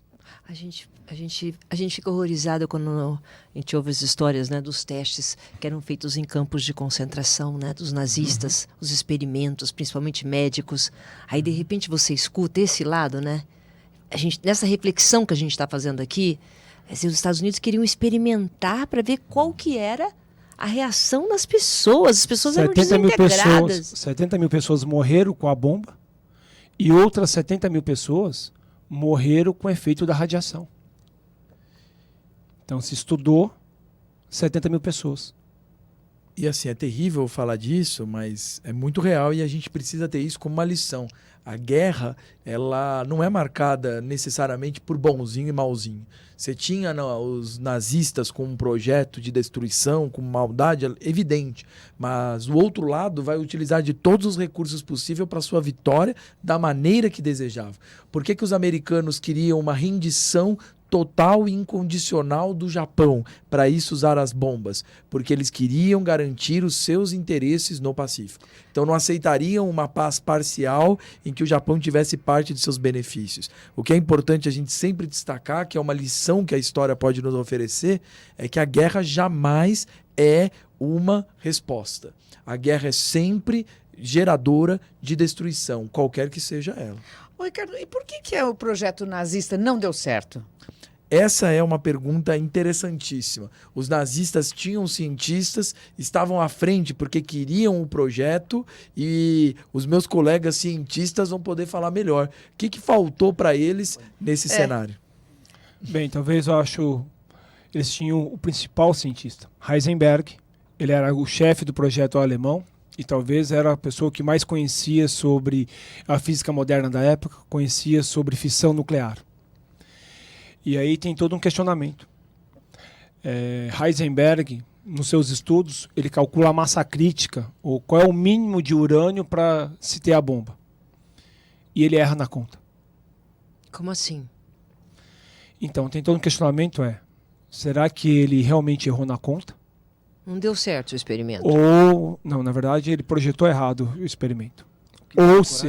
O que vai desencorajar, de certa forma, até porque a Alemanha custeando uma guerra em 3, 4, 5 frentes, ou seja, custeando uma guerra na Europa como um todo, e de repente vem o Heisenberg, um dos pais da física moderna, uma das maiores intelectualidades, uma das maiores mentes do século XX, e erra numa conta. E aí não deu certo o projeto. Na verdade, a Alemanha então aborta o projeto da bomba devido às recomendações de Heisenberg e os cálculos de Heisenberg. O que ele calculou errado? Para traduzir aqui numa linguagem mais simples de um historiador. Ele calculou errado o quanto você precisava de urânio para ter a bomba. Ou seja, os americanos chegaram na bomba que cabia num avião, pequena. Então você consegue transportar para tudo que é lado. O tamanho que ele calculou seria inviável conseguir enriquecer tanto urânio e levar para algum lugar para destruir. Então o que essa conta errada faz? Não dá para fazer isso. Não dá. Você vai enriquecer demais, você vai explodir aqui no laboratório mesmo, você não consegue levar para lugar nenhum, entendeu? Só que esse contexto vai mais lá para frente, né? Depois você vê, tem a bomba atômica, né? Os países e tudo. Exatamente. Aí é que eles vão discutir isso mesmo, o nível de urânio. E sabe o que é curioso nesse sentido, o que meus colegas estão apontando? Hoje a gente tem uma dúvida. O chefe da ciência nazista nesse projeto era um cara brilhante. Será que ele errou mesmo? Ou será que ele quis errar para que a destruição nazista não alcançasse uma proporção ainda maior? Que já era, né? Sim. Já existia. Né? Inegavelmente. Hoje se questiona muito o erro dele. Que uma foi um erro proposital. Exatamente. Na verdade, eu tenho uma crença que foi altamente proposital. Heisenberg era uma das maiores intelectualidades da época. Era o maior conhecedor disso. Físico. Tá? Já li alguns livros dele, sou muito admirador. E não só isso. Tá? Você pega todo o histórico dele à frente desse projeto, ele sistematicamente atrasa o projeto. Tá vendo? Tem evidência. Então, sistematicamente, ele atrasa o projeto para a bomba. Deu aquela enrolada, né? Por quê? Oi? Por que ele fez isso? Tipo, diferente talvez de Oppenheimer, ele soubesse onde ele ia dar. Já sabia que ia ter destruição, ele sabia que você como físico, você está fazendo um experimento, você sabe que aquilo pode causar a morte de tanta gente, você está sendo pressionado pelo seu chefe, né? Você fala, o alto comando. Tem uma conversa famosa de Heisenberg com Niels Bohr. Niels Bohr era dinamarquês e ele fica lá na Dinamarca, não foge até então, e Heisenberg vai lá. E ele insiste para Bohr, assim, vamos passear no bosque para conversar. E Bohr não vai. Provavelmente Heisenberg queria conversar com Bohr no bosque porque era um lugar que não tinha escutas. E Bohr não vai porque Bohr está muito magoado com Heisenberg, assim, você está na frente de um projeto para a bomba. E o Heisenberg insiste, vamos passear no bosque como a gente sempre fez. Só que eles não foram. E a gente não sabe o que Heisenberg tinha para falar para Bohr. Nossa. Só que, curiosamente, Bohr fica lá na Dinamarca e algum oficial alemão avisa a comunidade judaica lá da Dinamarca e avisa que os dinamarqueses têm que fugir de lá. Dinamarca é o único país onde os judeus não foram capturados lá na Europa. Teve uma fuga em massa na madrugada, que não se sabe quem que foi esse oficial que avisou e ajudou Bohr, família e mais 8.000 judeus fugirem. Nossa, E assim, muito bem. sabe uma outra questão que é curiosa em paralelo a isso, acho que também é importante a gente pontuar, os nazistas também tinham um projeto, além da bomba, de míssil. Você tinha o Von Braun, que a gente até já conversou que depois vai ser utilizado na corrida espacial. Mas você tem também com os nazistas a possibilidade de que, se a massa crítica for pequena, de repente você atirar alguma coisa em proporção muito forte para outros. Então, a engenhosidade da guerra era muito forte e o processo da possibilidade de destruição muito grande. Bom, o Carlão, só para a gente finalizar, porque agora a gente vai passar já para a Guerra Fria, e o medo, né? O respeito dos países entre eles para não usar novamente a bomba atômica. Tem mais alguma coisa que você quer acrescentar aí? Tal como foi falado pelos meus amigos aqui, a história é contada pela ótica daquele que vive. Então ele vai contar aquilo que é prudente. Eu particularmente gosto de livros que são feitos a partir de relatos de pessoas comuns. Eu tenho o hábito de ler esse tipo de livro. E dentre esses livros, eu deixo como recomendação para aqueles que estão nos ouvindo um livro de um autor chamado Charles Pellegrino. Na verdade, ele não é o autor, ele é a pessoa que coletou relatos de sobreviventes de Hiroshima e Nagasaki. O título do livro chama O Último Trem de Hiroshima e é um compilado de cartas, de relatos, de diários de pessoas que sobreviveram à bomba de Hiroshima. Inclusive, tem ao longo desse livro alguns sobreviventes que são considerados sobreviventes duplos, que sobrevivendo à bomba de Hiroshima, foram para a cidade próxima que tinha condição de acolher esses sobreviventes, que era Nagasaki. Receberam duas bombas e sobreviveram? Sim, tem sobreviventes duplos, que vivenciaram a bomba porque estavam a uma certa distância do epicentro da explosão em Hiroshima, e foram para Nagasaki. O meio de transporte era o trem, daí o último trem de Hiroshima.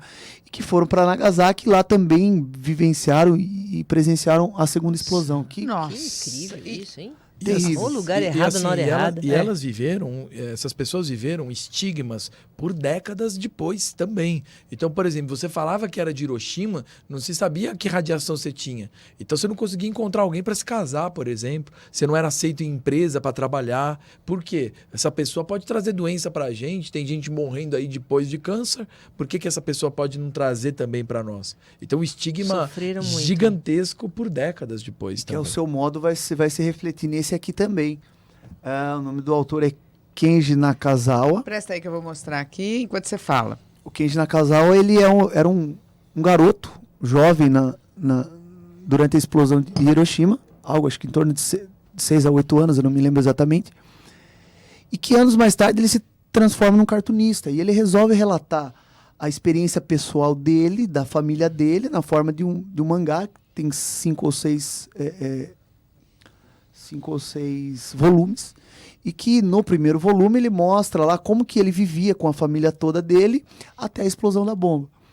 Aí o pai dele vem a falecer, a mãe dele sobrevive, mas vai morrer anos mais tarde por consequência da grande carga de radiação que ela recebe.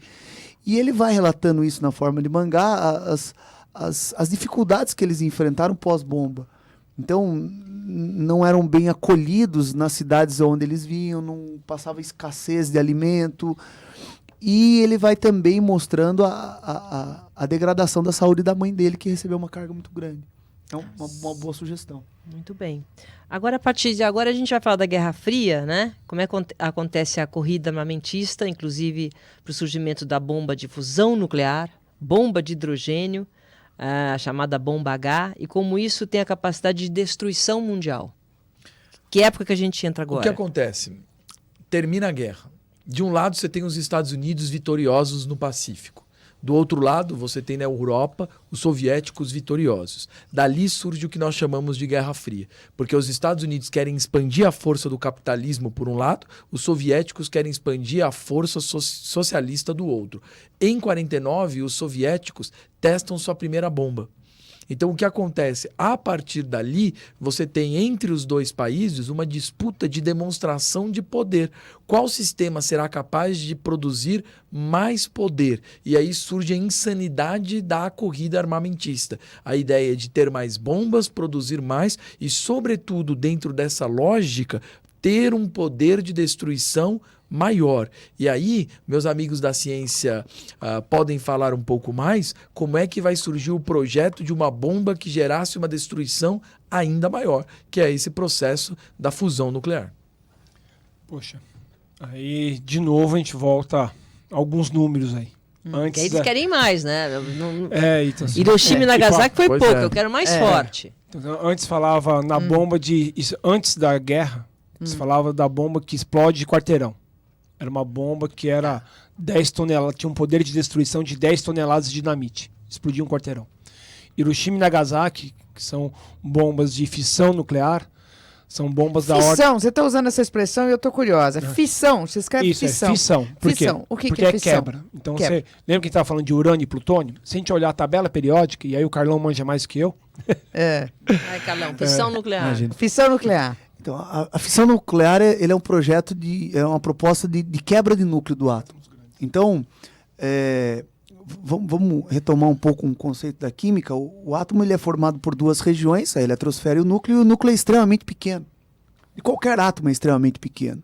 E a proposta da fissão é quebrar esse núcleo, que é uma região extremamente pequena dentro do átomo. Então, o urânio é um material radioativo, mas também ele é uma boa escolha porque à época, e até hoje ainda é, dentro dos elementos naturais, não os sintéticos, ele é o elemento que possui o maior núcleo. Então, tentando simplificar a coisa, é necessário que se atire um nêutron, uma partícula pequena, no núcleo para que permita a quebra dele. E, então, é quase que um tiro ao alvo. Então, para garantir que houvesse uma eficiência no processo, então que escolhesse o maior alvo. Por isso o urânio, que representa o átomo que tem o maior núcleo.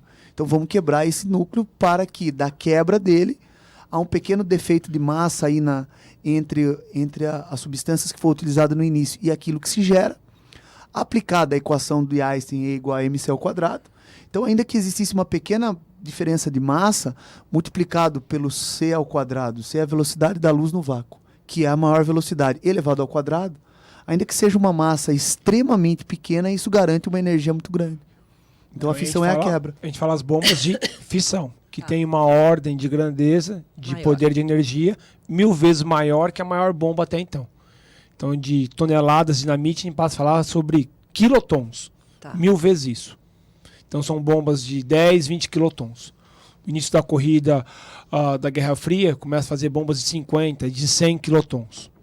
Aí no caso dos Estados Unidos e União Soviética. Estados Cada Unidos e União A Soviética. partir de 49, os soviéticos têm essa tecnologia. E essa União Soviética que conta- parecia que não tinha nada, né? Que tava lá conta quietinha. dessa que não espionagem, queria, né? tava Que não usando só os queria, contingentes. Por conta da espionagem que o polaco já falou. É. Tá. E talvez assim, as pessoas falam cientistas traidores que foram lá para a União Soviética. Tem um outro questionamento aí também, que vai falar.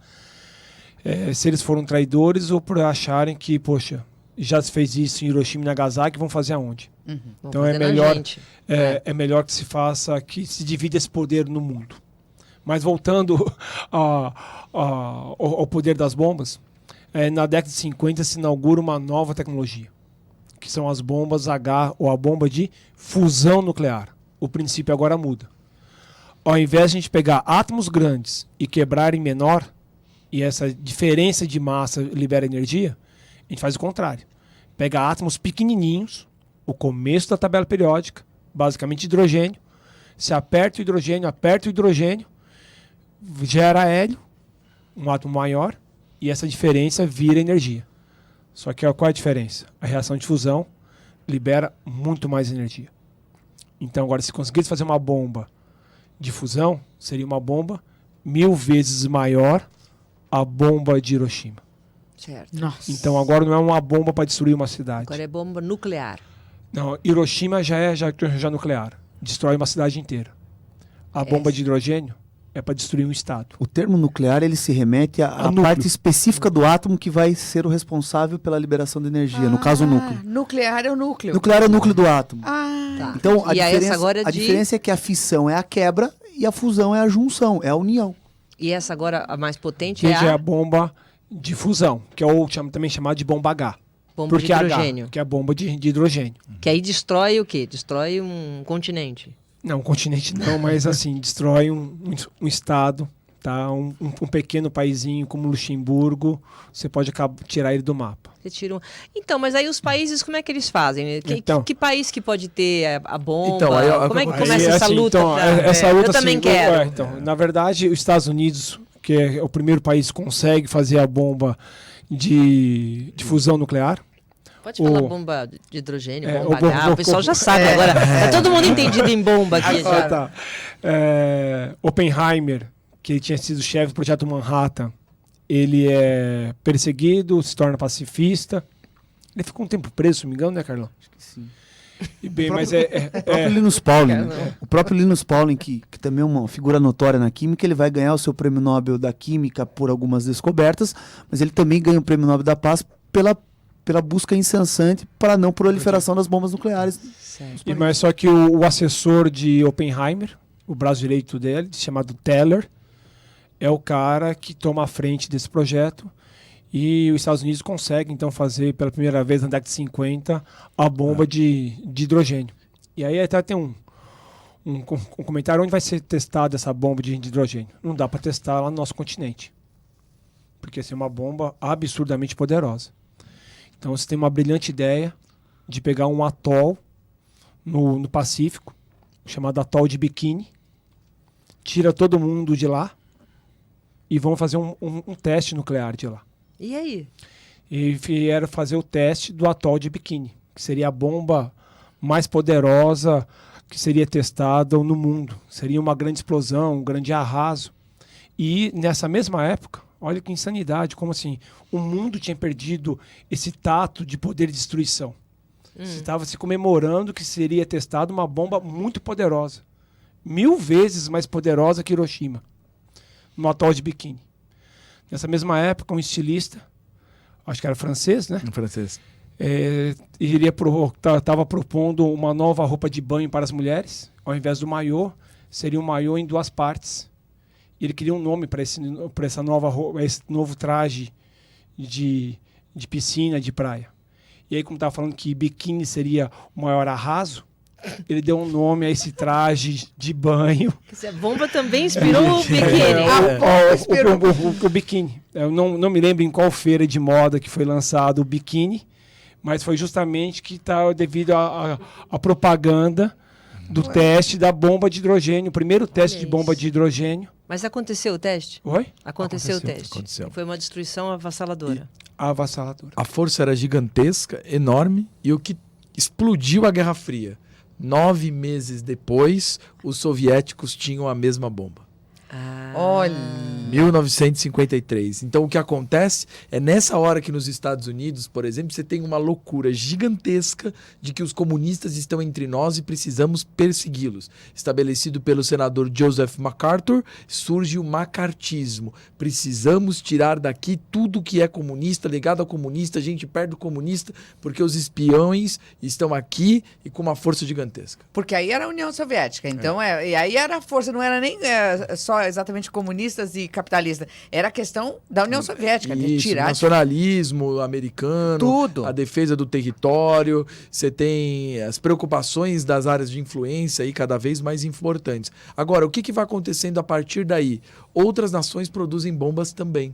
Porque a bomba passa a ter uma lógica, não necessariamente na Guerra Fria, de praticar esse poder, mas de pelo menos assegurar que você possui. Proteger. Por isso que nós chamamos de Guerra Fria. Porque se fosse quente, essa capacidade de destruição acabaria com o mundo.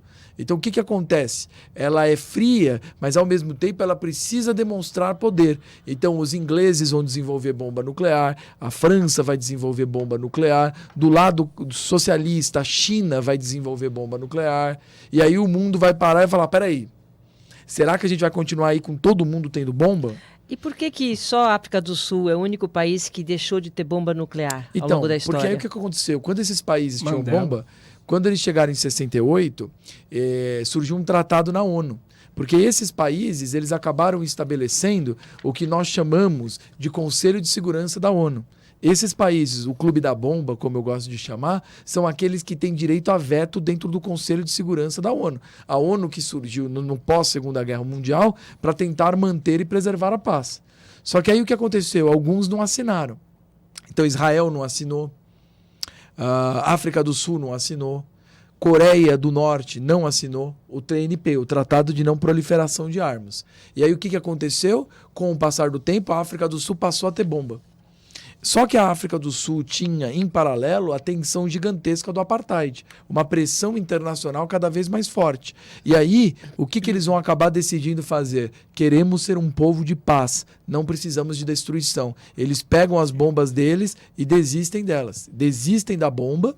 E aí o que acontece? Cientistas da África do Sul vão trabalhar para Israel, que é o país que hoje a gente sabe que tem bomba, mas nunca disse que tem bomba.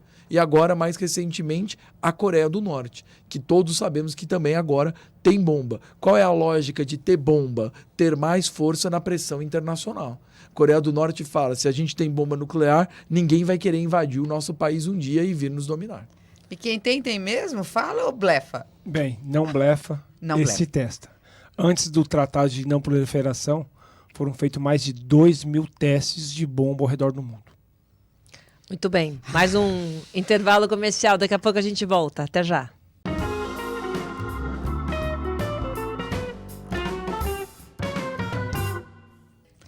Estamos de volta hoje falando dos 75 anos dos ataques de Hiroshima e Nagasaki. E eu queria começar esse bloco, nós estamos finalizando esse último bloco. Eu queria começar, Polaco, te perguntando o seguinte: nós estamos falando de 2 ataques fenomenais, né? Nós estamos falando da morte de 300 mil pessoas. Mas será que esses ataques, a gente pode considerar que também tem um lado bom? Contribuíram para alguma coisa para a sociedade? Então, a ciência tem várias aplicações. E a aplicação da fissão e da fusão, a principal aplicação, acho que talvez não seja para bomba. E sim, eu acho para salvar vidas. Tá? Hoje, a radioterapia é uma realidade ao redor do mundo. Então, assim, hoje, várias pessoas que têm câncer são salvas graças a esse tratamento, que foi um conhecimento desenvolvido durante esse período aí de Guerra Fria. Teve vários estudos que não precisou soltar bomba nenhuma, mas o conhecimento em torno da radioatividade é essencial, né, cara? Sim. Não só, talvez, a radioterapia, também a gente pode falar sobre geração de energia, tratamento lá de alimentos. É uma bomba que mata, mas que também salva. Eu não diria uma bomba que mata e que salva, mas assim, a mesma tecnologia que foi usado para o mal ou para se fazer uma bomba, essa mesma tecnologia a gente pode usar hoje para se fazer salvar vidas. Como é que fazia o teste para saber o efeito da radioatividade? Silvia, é curioso, porque assim, a ciência ela não tem bonzinho ou malzinho, depende do uso dela. O que você vai fazer com o conhecimento? O conhecimento pode ser maravilhoso, depende da forma com que você vai utilizá-lo. Se você procurar desenvolver o mal, você vai falar que a ciência produz a maldade. Mas se os projetos tivessem se estabelecidos com um cenário puramente associado ao desenvolvimento da saúde, da energia, a gente ia viver uma realidade diferente. Só que na prática a história revela que os maiores avanços tecnológicos estão ligados às guerras, porque no cenário de destruição se investe mais na ciência, infelizmente. Né? Deveríamos investir na ciência o tempo todo. Por exemplo, como é que eles testavam a radioatividade? Quanto que isso gera câncer? Então eles tacavam uma bomba nuclear num determinado lugar, falavam para os soldados, quando a bomba terminou de destruir, o que acontece? Vocês podem ir, porque a bomba acabou. E aí os soldados iam, eles sofriam com a radiação que viria depois, e como eles ficavam aquartelados, ou seja, trancados no quartel, você vai acompanhando dia a dia quais são os efeitos que a bomba vai produzindo. Inclusive a gente tem documentários excelentes que mostram isso. Nos anos 80, por exemplo, o documentário Rádio Biquíni, ele vai relatar exatamente isso que o Ricardo e o Polaco abordaram, né? Os testes, ou o teste específico no atol de Biquíni. Agora, essa fala ela é interessante e que o conhecimento desenvolvido nesse contexto é que permitiu, entre outras coisas, os radiofármacos, os remédios, a quimioterapia ou até a própria geração de energia elétrica. Você vê que, de certa forma, tem uma consequência aí. Sim, um estudo que foi feito, de uma tragédia, também a sociedade ganha, a humanidade ganha, com vários avanços para as doenças, contra as doenças. Sim, e teve outros percalços na ciência nesse caminho, né? Se a gente for lembrar que no Brasil a radioterapia causou um grande acidente aqui, o chamado acidente de Goiânia, o acidente do Césio, que teve lá em Goiânia, que era um aparelho de radioterapia, que era para salvar pessoas, só que de maneira errada foi abandonado lá no local, ou as pessoas acabaram levando para um ferro velho, ou acabaram quebrando a máquina e teve um vazamento radioativo e contaminou todo o quarteirão e algumas pessoas morreram e dezenas, centenas foram contaminadas. Mas mesmo desse acidente aqui no Brasil, também se aprendeu muito. A partir do acidente de Goiânia, do Césio, hoje todos os novos aparelhos de radioterapia são de maneiras diferentes. Não tem mais elemento radioativo. Não tem mais césio, não tem mais cobalto. São os chamados aceleradores lineares. Então aí é uma radiação que vem da eletricidade, vamos dizer assim. Enquanto o equipamento está ligado na tomada, ele pode gerar radiação. Tirou da tomada, ele não causa mais problema nenhum. E qual que é a importância de cuidar para não mexer com o césio? O césio realmente... O contato direto ele vai trazer uma série de consequências, até porque o excesso de energia desse material radioativo acaba gerando algumas emissões, e são essas as emissões que causam alteração em nível celular. Então, entre outras coisas, não só a queimadura imediata, mas até a própria destruição celular e a morte de células. Silvia, e a gente estava comentando no começo que a radioatividade, quando começou a ser descoberta, trazia muita curiosidade. As pessoas queriam colocar no corpo, utilizar na maquiagem e tudo mais. Ninguém sabia direito o que era. O que aconteceu lá em Goiânia? Os rapazes que encontraram as máquinas ali e tudo mais, não tinham noção de que eram aquelas máquinas, o que se tinha dentro. Abriram, o que aconteceu? Tinha um produto lá que brilhava pra caramba, demais. Meu, o que é isso? Um negócio super legal. Levaram, aí o dono do ferro velho que eles levaram, quando abriu, foi mostrar para a filha pequenininha. Filha novinha, 5, 6 anos. Olha, filha, isso brilha. A menina pegou na mão. Pegou na mão material radioativo. Poucos dias depois estava morta.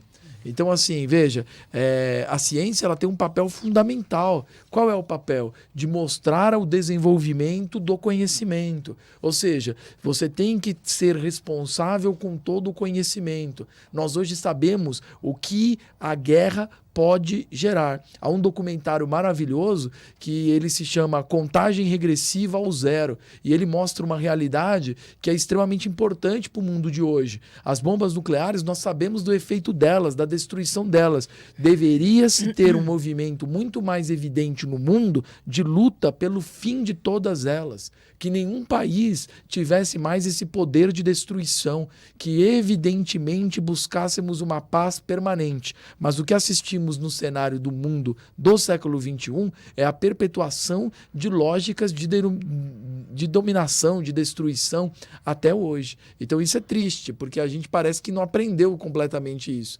O horror que nos sensibiliza, infelizmente, não sensibiliza outros. Vendo essa arma como uma possibilidade de defesa em determinado período. E continuou, tivemos, né, o incidente do Chernobyl, Fukushima, quer dizer, foram momentos aí que também contribuíram. Então, e aí, assim, a gente pode... a mesma tecnologia que se gera bomba, você pode usar essa tecnologia para gerar energia elétrica. Só que também, assim, em quais condições? Porque, assim, Chernobyl não foi um acidente ao acaso, tá? Talvez para alguns países gerar energia elétrica a partir de fissão nuclear é algo relevante. Os países precisam lá de energia. E quais são as maneiras? Talvez nesse momento de aquecimento global a energia nuclear seja algo a ser pensado para alguns países.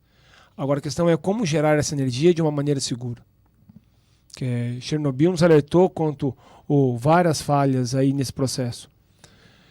E é interessante colocar, já que pegando o gancho aqui de Chernobyl, a maneira como a energia nuclear foi apresentada ao mundo, ela já surgiu de uma maneira muito trágica. A bomba de Hiroshima e Nagasaki é um dos episódios mais sombrios da humanidade.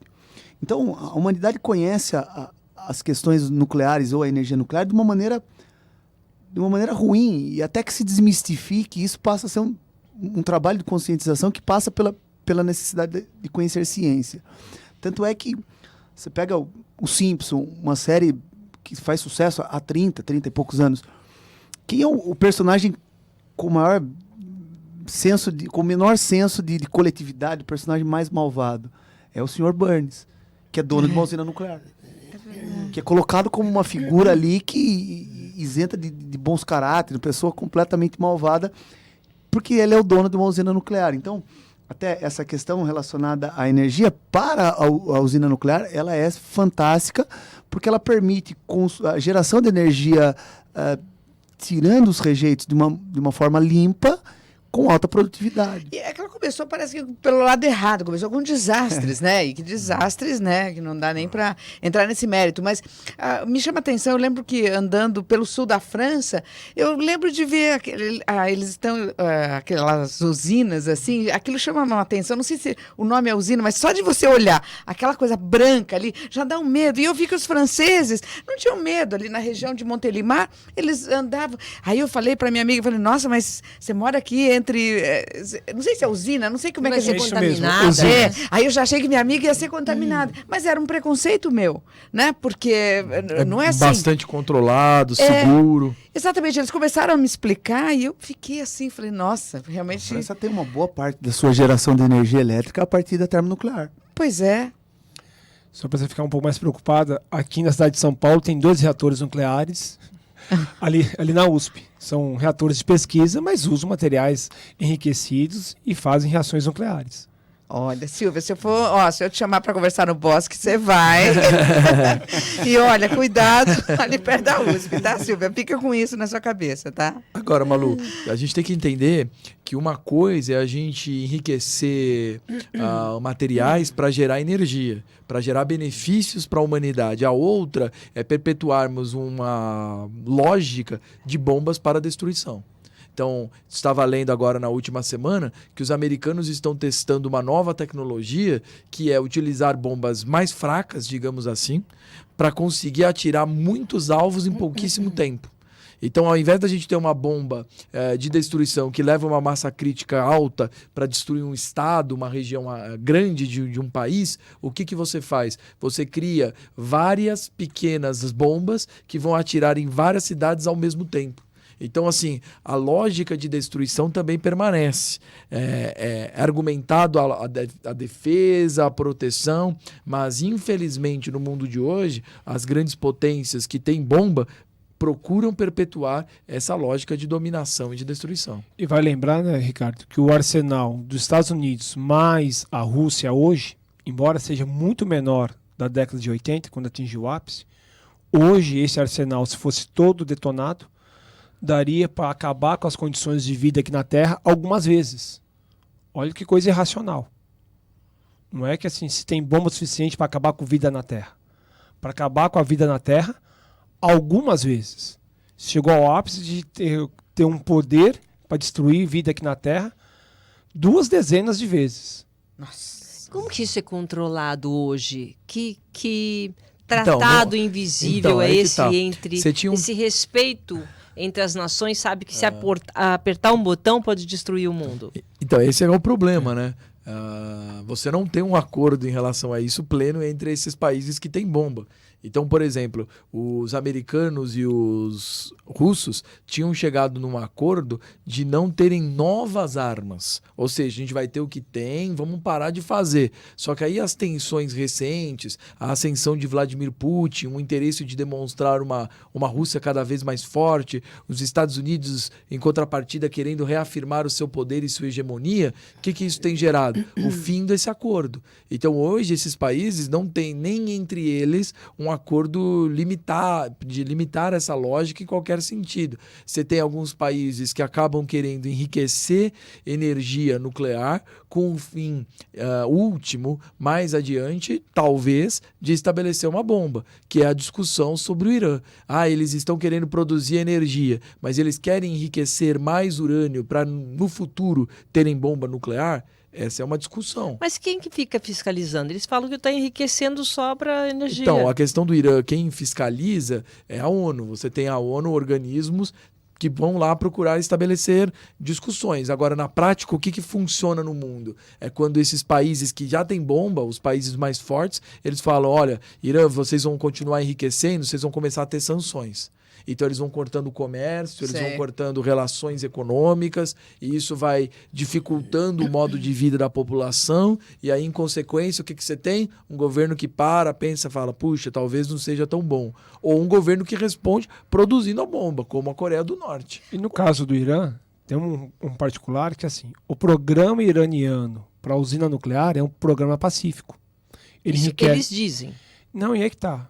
Dizem, mostra o projeto, e se comprova que é um programa pacífico. Porque assim, você fazer uma usina nuclear, você vai enriquecer o urânio até 10%. Isso requer uma tecnologia e com isso você não consegue fazer bomba. Isso você usa o quê? Para doença, para curar doença, tudo isso? Reatores, você pode ter reatores para gerar energia ou reatores para produzir radiofármacos. Tá. O Brasil só tem reatores de energia e o Irã está querendo fazer um reator para gerar energia nuclear. Tá? É estranho que um país que tem tanto petróleo, muito barato, querer gerar energia nuclear, que é uma energia mais cara. Só que, nesse projeto comprovadamente pacífico, a usina, quando ela está funcionando, você vai quebrando o urânio físsil, você vai produzindo plutônio. E aí, no decorrer de alguns anos, o lixo da usina é um lixo cheio de plutônio. Pode ser adaptado para a construção de uma bomba. Ainda que inicialmente o projeto não seja esse, você pode adaptar. Peraí. O Isso que é você está me contando? Isso é muito grave. Quer dizer, todas essas usinas, elas estão produzindo... Aliás, assim, todas as usinas no mundo, normalmente, o final do lixo dela... É plutônio. Tem boa parte lá de plutônio. E aí, esse plutônio vale pra caramba. Os Estados Unidos têm mais de 200 reatores nucleares, não é à toa. Esses reatores nucleares, o lixo deles é para fazer bomba. Por que a ex-União Soviética, a Rússia, que ficou com todo o poder de bombas, da onde que eles obtêm o plutônio? Do lixo de usinas. Então, assim, a maneira mais barata hoje para se conseguir fazer uma bomba, você pega o lixo enriquecido... E o lixo é barato? Mais ou menos. Nem tão barato assim? Mas é menos caro do que você produzir o plutônio a partir do nada. Então o que você faz, você opera a usina por 3, 4, 6, 10 anos e você tem plutônio lá de sobra. Mas isso tudo é colocado e é fiscalizado. O único lugar que ninguém entra é a Coreia do Norte, é isso? Ninguém consegue ir lá para ver se está tudo certo? Já teve discussões, já teve momentos em que a ONU chegou a mandar lá enviados, só que aí você teve o crescimento das tensões com os americanos, e aí o que aconteceu? Eles, apoiados pelos russos, continuaram seu programa e desenvolveram testes que hoje o mundo qualifica como testes de força nuclear, testando ali o quanto que foi o calor emitido, a força estabelecida, que são bombas nucleares. Mas isso pode? Pode? Então, em teoria não poderia. Israel nunca anunciou ter um programa nuclear, nunca nem chegou a fazer uma usina nuclear em Israel. Ele fala que não tem bomba e se suspeita que ele deve ter mais de 80 bombas. Quem tem bomba hoje no mundo? Então, foram esses que eu falei, Estados Unidos, a Rússia, aí você tem Inglaterra, França, aí você tem também a China, que formou o Clube da Bomba, que estava lá ligado à ONU. Aí depois disso, o que vai acontecer? Você vai ter, por causa da disputa da Caxemira, e um programa científico de muito desenvolvimento, a Índia e o Paquistão. Também tem. Que também tem bomba. O Paquistão é o único país muçulmano que tem bomba... Declarado, né? Declarado. São países declarados. Isso, declarados. E pode ser que tenha... Aí agora, mais recentemente, a África do Sul foi o único que desistiu de ter. Aí você tem Israel. Por causa do Nelson Mandela, foi isso? Então, na verdade, essa discussão já veio antes do Mandela. Você, assim, como você tinha atenção muito ligada do apartheid, você tinha várias sanções sobre eles em determinados momentos. O Mandela preso. Aí eles têm presidentes que começam a discutir essa questão de tirar esse programa, porque inclusive isso gerava um custo também muito grande. Porque tem dinheiro nessa história também, não é só... Muito. É. Então aí a decisão ela veio antes do Mandela, inclusive ter sido solto e se tornar presidente, mas vem de uma discussão toda ligada ao processo do apartheid. Ou seja, a gente está com um país extremamente problemático gastando com um programa para bomba. Por quê? Para que a gente está fazendo bomba? Será que bomba é a prioridade para o nosso país? E por que para o Paquistão e por que para os outros países, então, é prioridade, então, ter bomba? Então, Paquistão e Índia têm uma tensão muito grande desde a descolonização da Índia, quando eles se dividiram. Mas Então- Reino Unido, por exemplo, por que Reino Unido quer? Então, nos anos 50, imagina só, a Inglaterra já estava atrás das duas superpotências, Estados Unidos e União Soviética. Mas a gente vai ficar atrás completamente no mundo, onde está o nosso poder? Então, eles vão atrás de fazer a bomba, Tem um entendeu? processo de afirmação como uma potência. É a mesma motivação para a Inglaterra, é a motivação para a França. Por outro lado, a União Soviética financia na China também esse poder. E é que é uma lógica que talvez para nós hoje pode estar um pouco distante, mas no contexto da Guerra Fria, você ter uma bomba dessa era você mostrar o seu poder e você ter uma região de influência. O Brasil, Eu ia em perguntar, vários o momentos... Brasil nisso tudo? O Brasil, em vários momentos, pensou em ter bomba. Por quê? Porque a bomba é uma reafirmação do seu poder muito grande. Sim. Quando você tem uma bomba nuclear, que país vai pensar em te invadir? É verdade. E por que o Brasil não precisa de bomba, então? Por que o Brasil não faz bomba? Quer falar? O Brasil, ele pensou em ter como uma política de reafirmação. Você teve até alguns candidatos políticos que falavam que o Brasil precisava ter bomba nuclear, precisava dessa reafirmação, só que o Brasil passou a investir num outro programa. Bem, o Brasil na década de 70 tinha um programa, era um programa, a época de regime militar, se via isso como algo prioritário, só que os avanços aí foram um tanto lentos. E o Brasil sofreu sanções quando ele começou a fazer o projeto dele de bomba nuclear, ele sofreu sanções comerciais. Nós estamos falando de Angra 1, Angra 2, hein? Não, assim, Angra 1, Angra 2 está dentro desse projeto maior. É. Tá? Mas o Brasil chegou a pensar em fazer bomba e aí ele percebeu que, poxa, talvez teria muito mais a perder do que Sofreu a ganhar. sanções de quem? Dos Estados Unidos? Aos Estados Unidos. O Brasil chegou a rascunhar um projeto lá de bomba que no comecinho da década de 80 ele o Brasil nunca declarou esse projeto, tá? Mas você tem vários cientistas aí nucleares que trabalharam de uma maneira nesse projeto. E aí, no começo da década de 80, o Brasil para esse projeto e fica só com um projeto nuclear para energia nuclear. E nos anos 90, só para completar, nos anos 90, quando o Collor assume a presidência, em busca de uma reorganização econômica, ele promete o fim do projeto de bomba nuclear. Então tem uma foto emblemática, quem tiver curiosidade de ver, que é o Collor enterrando a suposta bomba do Brasil. Então, em torno de um apoio internacional para uma reestruturação econômica, época da hiperinflação e tudo mais, o que acontece? O Brasil abandonaria completamente esse projeto da bomba nuclear. Ele joga simbolicamente uma pá de cal em um buraco cavado onde provavelmente seria feito esse teste nuclear subterrâneo. Então, na década de 80 era muito comum fazer testes subterrâneos. Então, você fazia poços para você explodir a bomba numa certa profundidade.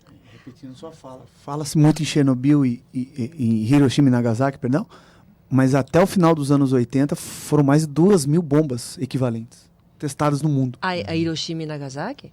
Bombas equivalentes a Hiroshima e Nagasaki, Inclusive- bombas mais potentes Espera, o testadas programa está no começando mundo. agora, então. Gente. Espera um Inclusive pouquinho. outras até mais fortes. Por exemplo, o maior teste da história foi a bomba Tsar, que significa imperador, uma bomba soviética de mais de 53 megatons. Ou seja, você está falando de uma proporção de destruição gigantesca. Mas aí não em cidade, em civis. Não, é em feito na lugar- Sibéria, porque assim, senão você destruiria a cidade, você Bom, destruiria... pelo menos alguma coisa eles aprenderam, então, né? Mas assim, a proporção dessa bomba Tsar foi um teste que foi filmado a quilômetros e quilômetros de distância e que gerou abalos sísmicos em várias regiões do mundo. Então, assim, imagina isso lançado em algum Foi lugar. testado na Sibéria e teve registro sísmico em Londres. Uau! Olha, a conversa tá boa, Silvia Vinhas, muito boa, meninos. Uma Olha, aula, gente. Muito olha, obrigada, viu? Olha, eu quero agradecer muito ao Ricardo Felipe de Carlo, professor de História do curso e Colégio Objetivo. Os 3 aqui são do Colégio Objetivo. Ao Rogério Trava Airoldi, o professor polaco, conhecido no cursinho como professor polaco. E o Carlos Alberto Pereira Domingues, o professor Carlão, também muito querido no curso e Colégio Objetivo. Meninos, Muito eu obrigada. só tenho a agradecer, foi uma aula mesmo.